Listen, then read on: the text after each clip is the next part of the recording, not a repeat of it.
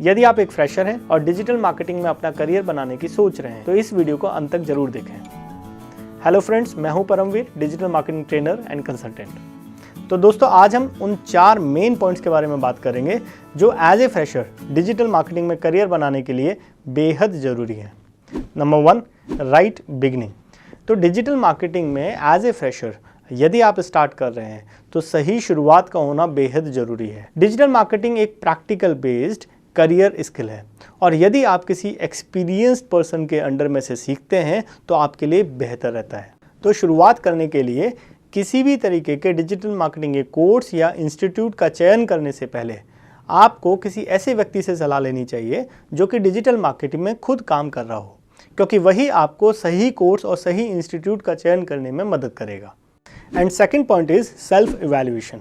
देखिए, आपने digital marketing course join कर लिया, आपने स्किल सीखना शुरू कर दिया, लेकिन इवैल्यूएशन बहुत इंपॉर्टेंट होता है। यदि आपने कोई एग्जाम क्लियर नहीं किया या फिर आपने कोई टेस्ट पेपर देख के सेल्फ इवैल्यूएशन नहीं किया तो आप अपने आप को जज नहीं कर पाएंगे कि आपका लेवल क्या है। डिजिटल मार्केटिंग के बहुत सारे सर्टिफिकेशंस हैं, जैसे गूगल एड्स का certification online free of cost available है। उसके लिए किसी भी प्रकार के स्टडी सेंटर की रिक्वायरमेंट नहीं होती है।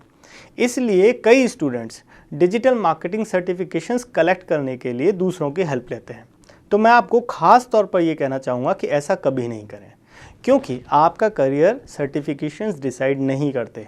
आपका करियर आपकी नॉलेज और आपकी स्किल्स डिसाइड करती हैं। यदि आप गलत तरीके से सर्टिफिकेशन कलेक्ट कर भी लेते हैं तो वो आपको आगे आपके करियर या आपके जॉब में बहुत ज़्यादा हेल्पफुल नहीं होते।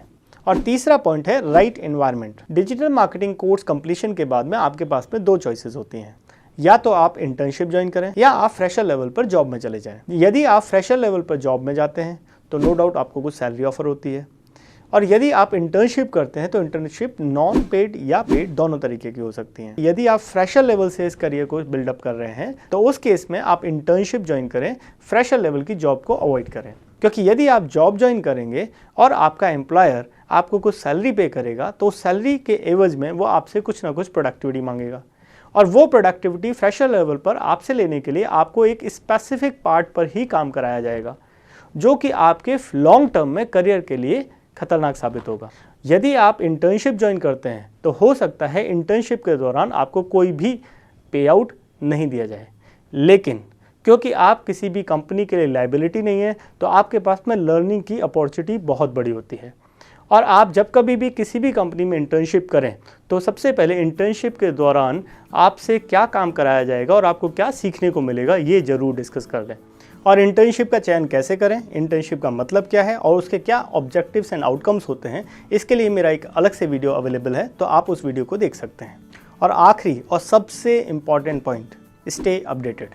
सेल्फ लर्निंग के लिए आपको इंटरनेट पर different kind of groups, communities और डिस्कशन फोरम्स को ज्वाइन करना चाहिए और रेगुलर बेसिस पर उस पर टाइम स्पेंड करना चाहिए।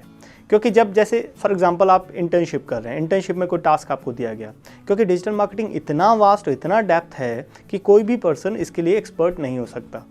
तो यदि आपको कोई टास्क दिया जा रहा है और आपको उसमें कोई चैलेंज आ रहा है तो आप उसके नए तरीके ढूंढ सकते हैं। उन नए तरीक़ों के लिए आप इंटरनेट पर जाएँ, फेसबुक ग्रुप्स को ज्वाइन करें, कम्युनिटीज़ को ज्वाइन करें, डिस्कशन फोरम्स में जाएं, वहाँ पर पहले से पूछे गए प्रश्नों को पढ़ें और अपने प्रश्नों और उत्तरों के साथ में उन प्रॉब्लम्स को और डेप्थ में समझने की कोशिश करें।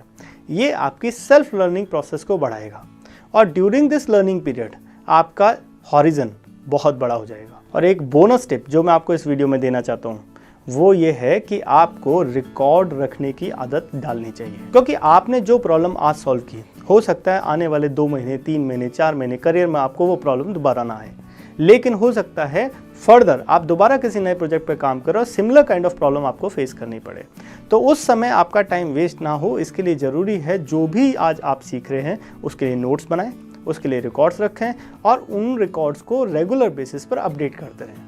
ये चीज़ आपके टाइम फ्रेम को फ्यूचर में कम कर देगी। इसका मतलब यदि आप रिकॉर्ड्स रखते हैं और अपने आप को अपडेटेड रखते हैं तो जो नॉलेज 3 से 5 साल एक्सपीरियंस पर्सन के पास में भी नहीं होती, शायद आप उससे आधे समय में उस लेवल को अटेन कर लेंगे। तो आपको ये मेरा वीडियो अगर हेल्पफुल लगा हो तो इसको शेयर करना ना भूलें, और इसी तरीके के और वीडियोस देखने के लिए हमारे चैनल को सब्सक्राइब करें और साथ ही बेल आइकन को दबाएं। और डिजिटल मार्केटिंग करियर को लेकर यदि आपके भी दिमाग में किसी भी प्रकार का प्रश्न है तो नीचे कमेंट बॉक्स में या डिस्क्रिप्शन में दिए गए ईमेल आईडी पर आप मुझसे पूछ सकते हैं और आने वाली वीडियोस में मैं उन सवालों के जवाब देने की कोशिश करूंगा।